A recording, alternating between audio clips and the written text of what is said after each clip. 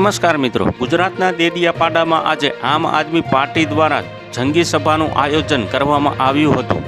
ધારાસભ્ય ચેતર વસાવાના સમર્થનમાં આમ આદમી પાર્ટીના સંયોજક અરવિંદ કેજરીવાલ અને પંજાબના મુખ્યમંત્રી ભગવંત માન દ્વારા સભાનું આયોજન કરવામાં આવ્યું છે। આ જંગી જનસભાને સંબોધન કરતા વિસાવદરના ધારાસભ્ય ગોપાલ ઇટાલિયાએ સરકાર પર આકરા પ્રહારો કર્યા હતા।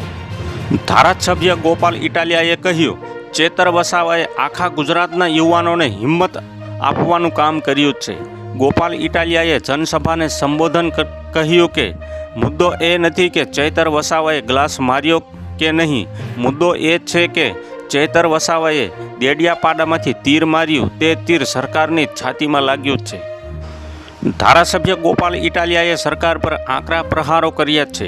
તેમણે કહ્યું કે ભાજપની સરકાર વારંવાર કેમ ચેતર વસાવા પર કેસ કરી જેલમાં પૂરે છે, કારણ કે ભાજપના પેટમાં તેલ રેડાય છે।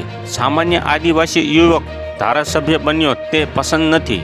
ચેતર વસાવાએ રસ્તાથી લઈ વિધાનસભા સુધી અવાજ ઉઠાવવાનું કામ કર્યું છે, તો ગામડે ગામડે યુવાનોની ફોજ તૈયાર કરી છે। આદિવાસી સમાજને જગાડવામાં આવ્યો છે। આદિવાસી યુવાનોને અવાજ બનવાનું કામ ચેતર વસાવાએ કર્યું એટલે જેલમાં પૂરી દે છે।